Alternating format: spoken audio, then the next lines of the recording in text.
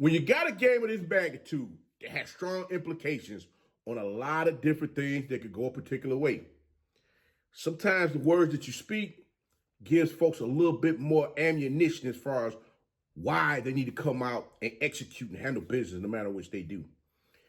This game had so much chaos going on where you got questionable calls.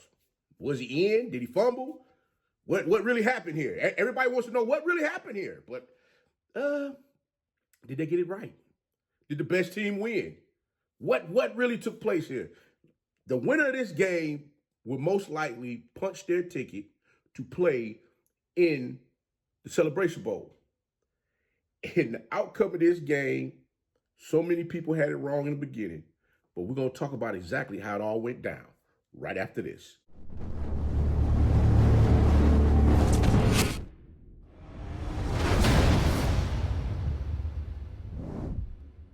It's your favorite coach back at it again. 10 toes down, about to tell you how it all went down. This is Tomorrow Leader Sports Network with your host, Coach Walker. If you're new to the channel, please like, share, subscribe. Hit that notification bell so you can get all upcoming videos. For all my leaders out there, welcome back. Y'all know the drill. Y'all know the routine. If you haven't done so already, please like, comment, and share these videos and tap in and friend to tell them to come on in. And then up with positive vibes. We just having a good time talking about HBCU sports. And don't forget, you can follow us on all social media platforms. The links are listed down below in the description. So without further ado, we're going to jump on in this thing. Because they're like, Coach, what's your thoughts on this? I'm going to be totally honest with you. There's a saying out there. I can't say it just yet, but there's a saying out there. I'm going to leave it with you. But I got to be honest with you. I watched this game, and I was on the edge of my seat because I had one of you guys out there, a couple of you out there asked about, hey, Coach, talk about the North Carolina Central versus South Carolina State game. I was like, okay, that game come on tonight. Let me check this game out. So I'm sitting there, I'm watching, and, it took me back looking at how quick South Carolina State jumped out in this game because what Chennis Berry and his coaching staff over there at South Carolina State reminded me of what they were doing over at Benedict College when they was in the SIAC. But nobody wanted to believe that this coach could come in this thing and get that program running instantaneously. Nobody believed it. But now we're here. Now we're here. And Eric Phoenix, that young man was at Benedict College. He helped them win the first SIAC championship, left, went to FCS school, I think with Murray State or somewhere like that. Come back to South Carolina State with coach, knows the system.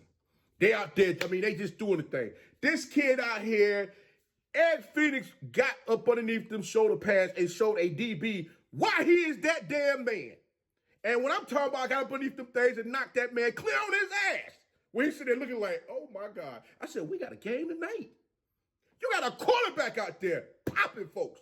I'm just like, ooh, child, this thing about to get nasty up here. But then I'm like, wait, it's more, though. We got to see more. And I'm like, hold on, guys. North Carolina Central got down 10-0. And I'm like, wait a minute, they scored 10 points in the first half. And the funny thing about it was the drive that South Carolina State was having, like 7-minute drive. They was cutting that clock up where you got back out on the field like, man, what the heck going on? North Carolina Central ran 16 plays in the first half. Have you ever heard of some crap like that before? Matter of fact, the craziest thing was Coach Trei Oliver, defensive front, who's known to get pressure on quarterbacks, couldn't get in the damn backfield to disrupt nothing. You got Eric Phoenix sitting back there. He making a sandwich. He out there he on the hibachi. He cooking the steak. Hey, how you want yours, medium rare? Or you want yours done? You want it done? Okay, cool. I got time for that. He cooking the vegetables. He doing it all. And I'm sitting like, guys, y'all, somebody gonna pinch this man? What we gonna do? Somebody gotta pinch this man. And it didn't happen. But you know what? Trei said, whoa.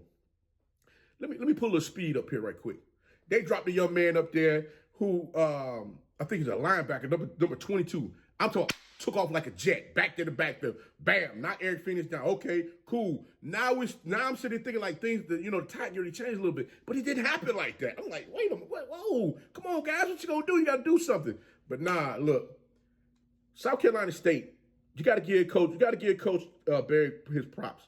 They got some athletes on their team that ain't playing no games with this thing. North Carolina Central, don't get me wrong. Y'all had opportunities. Y'all had the interception that you did punch in for points in the second half.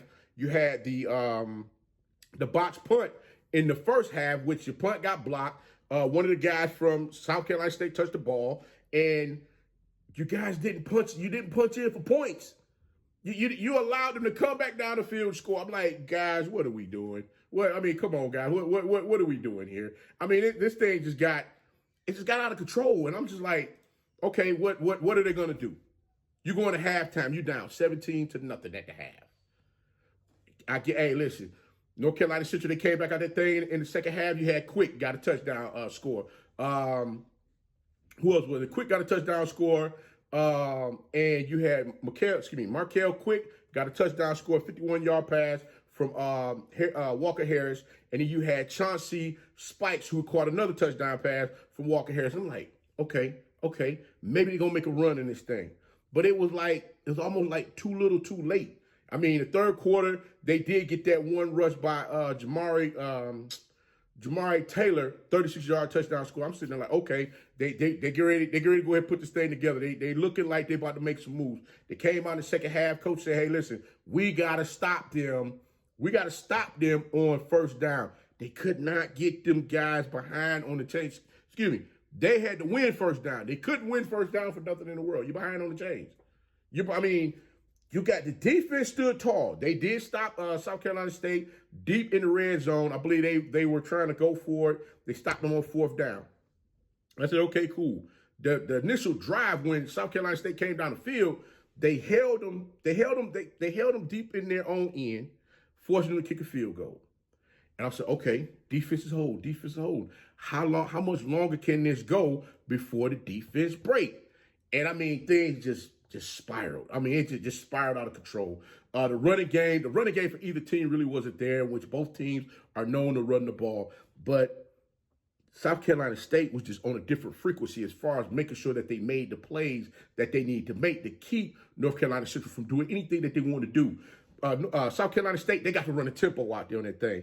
I mean, you got Eric Phoenix throwing the ball 36 times, completing 321 yards, 2 touchdowns, and 1 interception. It was only sacked 1 time. Now, South Carolina State, they did find that chink in the North Carolina Central Eagles defense, which was the defensive backs. I mean, they couldn't keep up with the speedy receivers that they had out there on the field. I mean, Caden Hyde, oh my God. Caden Hyde is him. That dude there, I mean, it's like he had turbo boosters on his ass. I mean, I couldn't believe what this kid was doing. This young man caught 8 passes for 113 yards and had 2 touchdowns in the game. Look, this by no means is a dig on North Carolina Central. It's not at all. But like I stated before, they had opportunities, and they just didn't take advantage of the things that was put before them for them to get out here and really make a true run in this game. Max Earn, got to give him his props. He picked that ball off. Hey, Max, you should still be running, brother. You should still be running for a daggone touchdown. That's a running joke I got with my son right now. My son had an interception in the game. This joker, man, he go out there. He wanted to be pretty. Let me give y'all a rundown right quick. He wanted to be cute out here in this damn game, right? This joker spat it up. I'm talking about just what y'all say, drip? He got the drip on out there. I mean, he trying to look like he that guy. So I'm like, okay. This joker here, man, had on so much crap. Daggone, he's out there dehydrating himself out there on the damn field. He got tired. When I asked him, hey, son, why you running back? Oh, Papa, I'm tired. What? Your ass should still be running. Hey, that boy should still be running up 20 right now, god doggone. I'm talking about he should be somewhere on the West Coast still running from how long back that took place when he was in high school. I still give his ass the business on that because I'm like, there's no way in the world that you allowed this to happen and you had a free run for 6 points. But I digress. This ain't about me. This ain't about my son. This about Max. Max, you should still be running, dog. I'm just saying you should still be running. But I give y'all props. Y'all were finally able to get on the board. Y'all made this game close. The biggest question of the night was the touchdown score by Eric Phoenix when he crossed over the did he cross over the goal line with the ball or did he fumble? And, you know, according to some folks, they say, hey, South Carolina State got some home cooking in this thing. You know, that ball should have went back to North Carolina Central. They, you know, the defensive back or whoever, I forgot the young man name, he should have kept running with that thing and crossed over, went ahead and crossed down there on the other end in case they came back and changed up instead of him stopping. That's just my take on it. Never, ever stop it on the play thinking that daggone, it's over when, you know, they sitting here trying to figure out what they're going to do with the damn whistle or not. Sometimes some of these officials, they swallow the whistle, but they did blow it dead, which I hate the fact that they did that. They should have allowed that play to continue on. But, you know, again, this was one hell of a game between these two teams. But I got to ask the question. For all of you out there that said Coach Berry wasn't going to be able to get in there and do this thing, going to take him like 2 or 3 years to get it together. My question to you is, looking at everything that we've seen just in sports in general, is it the system? Is it the coaches? Is it the players? Is it the development? Or is it all one thing together that this coach is able to put together a system for these young men to come out here and play in the manner in which they're playing right now? Again, this team could very well be 7-1 based on the loss that they had against FAMU early on in the season. I think they kind of learned something from that. That they're taking it, you know, they're taking it personal. And all I can say is this game was a game of games. I got to give Walker Harris his props. He threw the ball 24 times, completed 14 for 210 yards, had 2 touchdowns, 1 interception. He was sacked 4 times on the day. That offensive line could not keep that man upright. I mean, yeah, he was trying to get his footing together. South Carolina State was rushing him. They would not allow him to, you know, stand back there in the pocket, find his spot so he can go ahead and throw passes down the field to those open receivers. But I will say this: both teams got some athletes out there on their squads. I mean, I'm trying to make sure I got this young man name right. I think it's Keyshawn Toney. That young man, I think they play him as a tight end. That's a big boy. Oh, that's a big boy. And I'm talking about that young man catching passes. Oh my God. Hey, look, that's a load to bring down. If you ain't willing to get up in there and get that smoke, just tuck your ass and go to the sideline, sit next to coach. Ain't no need to play no game with this. Because this kid gonna run at you too like a truck, run into a wall. All I'm saying is these two teams, man, look, it's coming down to the end of the season for the MEAC teams, in which their season going to come to a close. They got a couple of weeks left. But the kicker is, will South Carolina State be able to finish the drill, holding on to pole position to go ahead and play in the Celebration Bowl, representing the MEAC this upcoming season? If this thing go down, I'm going to tell you right now, Atlanta is going to be on fire, for real. All we waiting on now is who could possibly be in that driver's seat to represent the SWAC. Right now, it looks like it's Jackson State. Got to play somebody for the SWAC championship, and we're going to see how that's going to go. But you know what? They got a team that's in the way. Alabama State in a couple of weeks is going to be looking to try to slow that thing down. So we got to see how all this going to take place. But guys, again, Chauncey Spikes, North Carolina Central, got to give him his props as well. He had 1 catch for 66 yards, which was the 66-yard touchdown pass from Harris for a touchdown. You had Markel Quick. That's the other young man I talked about earlier. He had 3 receptions, 59 yards, 1 touchdown pass, and that was the 51-yard touchdown pass that he caught as well. Hey, salute to everybody out there on the hard-fought effort in this game. I know some folks are a little pissed off as far as the calls that went on in this game, you know, especially not only the